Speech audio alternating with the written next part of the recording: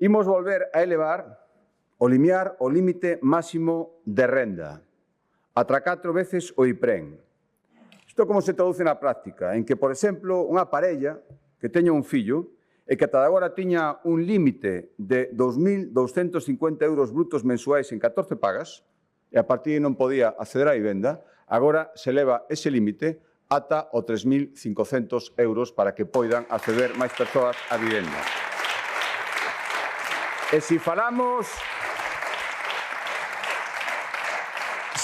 de familias numerosas, o teito elévase aínda máis, ata 4,5, 4,5 veces o IPREN.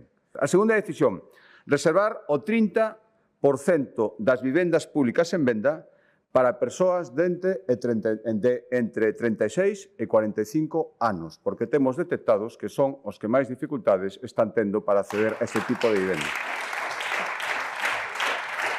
E darlle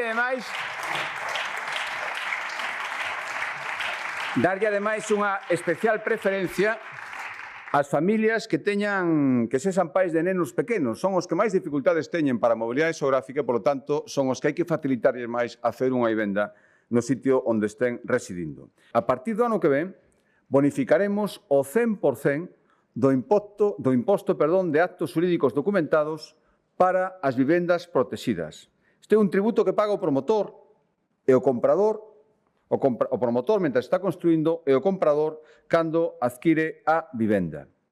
Ata agora, por exemplo, unha vivenda protegida de 90 a 100 metros de superficie pagaba ata 15.000 euros por este imposto.